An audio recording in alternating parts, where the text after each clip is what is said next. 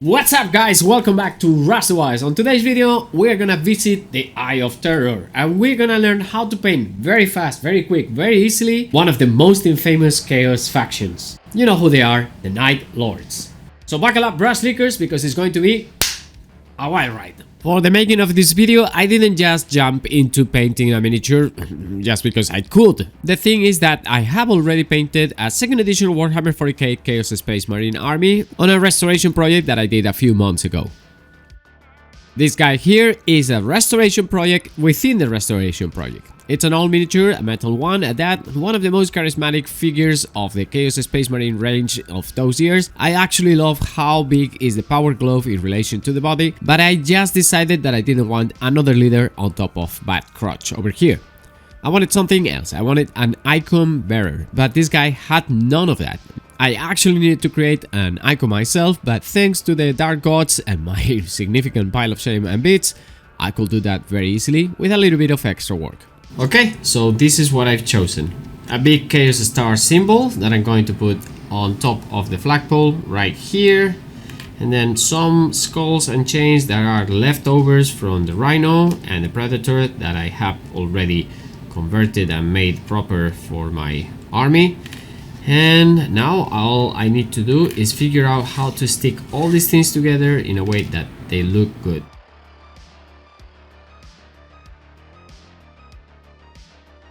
And now that the guy is built, I'm gonna prime the parts that, well, they are not primed yet. The cool thing about it right now is that this color is perfect as a base, but the bad thing is that it had some areas that I needed to clean and some areas that I have to still prime. And I don't have a dark blue like this one, but doesn't matter.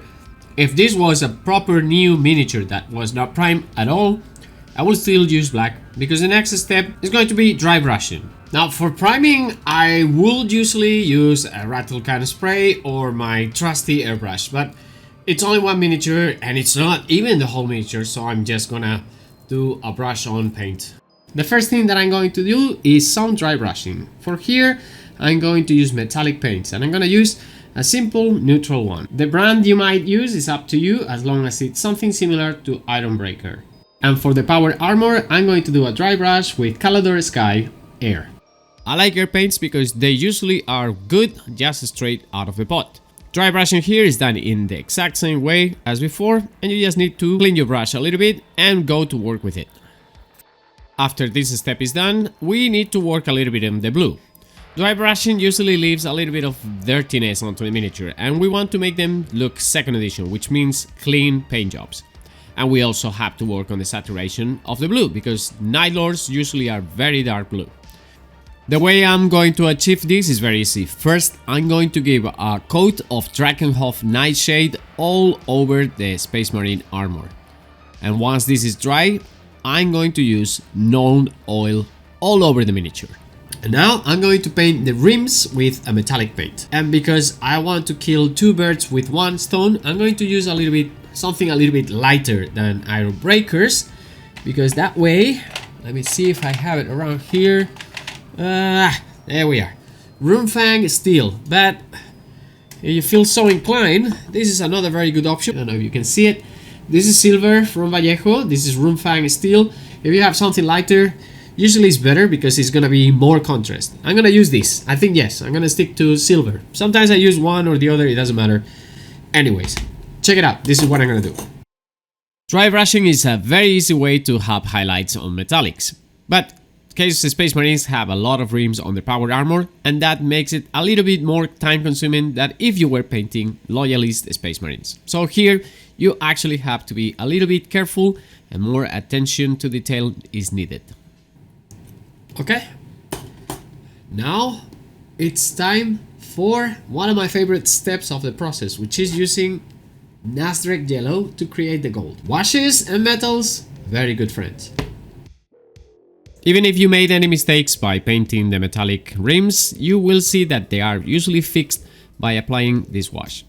Washes go into the crevices of the miniature and they're gonna make it look darker and also give the consistency that you want for your paint job without having to be very careful. It is a time-saving strategy that you should definitely use And painting gold this way has saved me also a lot of headaches.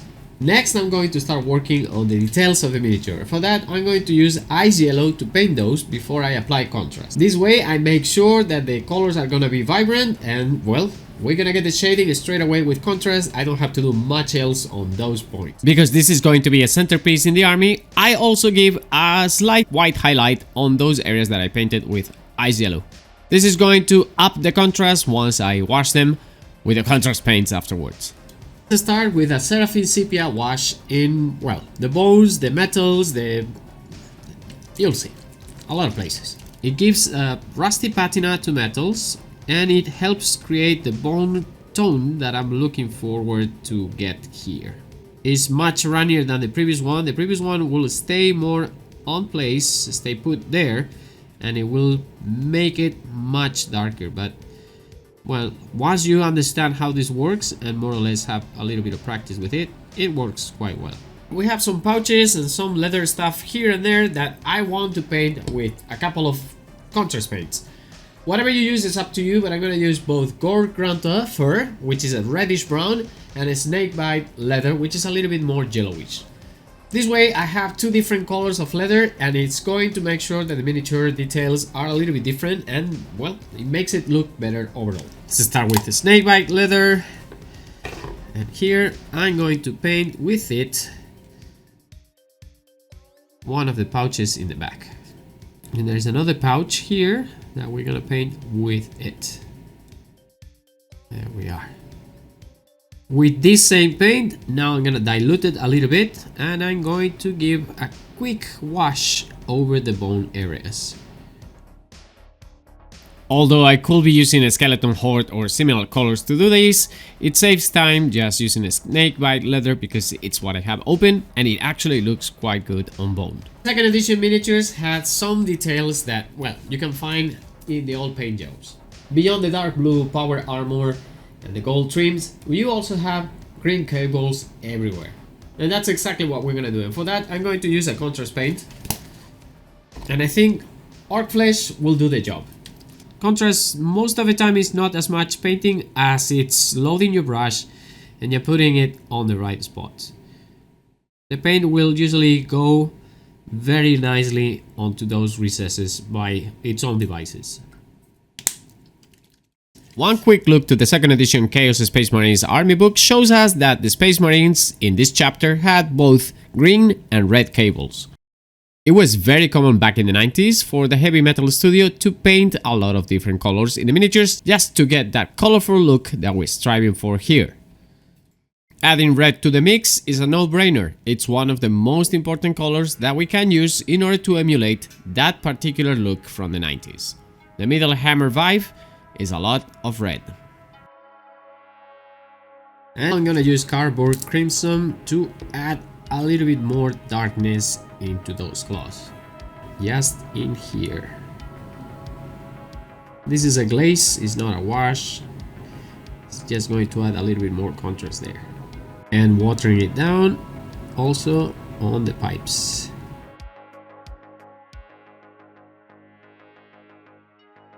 And a final touch with Flesh Terror's Red. This I'm going to also use for the lenses in the helmet.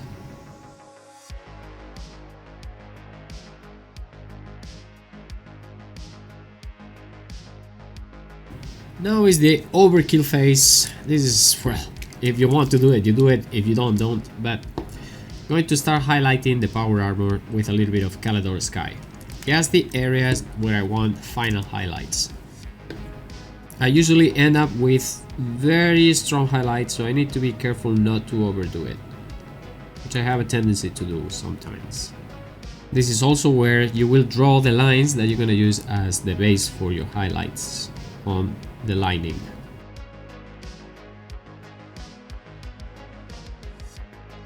It's a Space Marine's helmet is its face, so a little bit of pulse and attention here is going to make it much more appealing. And of course, if you want to paint the lining that is so recognizable from this Chaos Space Marine chapter, you will need to use those white highlights anyways. So why not just to go the extra mile and put them in more places than that. And here I'm going to use a little bit of Grief Charger Grey just to paint the teeth of the skulls, so it gives a little bit extra variation, because otherwise if I paint them brown or with something similar to brown, it's going just to be more brown. Almost done. We just need to base it and just make a nice banner for that. Let's do that. Seriously, if you have the chance, I know that there is a scale creep, the miniatures look quite different from what we had in the 90s, but if you have the chance to pick up something old from eBay and give it a second chance, a second, opportunity to shine on the tables, I think you're doing a good service to the community, to the miniatures, to everything that has made us what we are. We are all gamers, yes I know, even if you are a younger one, you can always pick some of these vintage miniatures and really put some love in them. I know I'm not the greatest painter that you have ever seen, I am aware of that, but I really enjoy fixing all miniatures and putting them on the table. And because I'm a romantic and I think that I can fix all miniatures, sometimes I get my pile of shame to grow exponentially, but I don't care. This is my hobby, my passion, and I love doing this.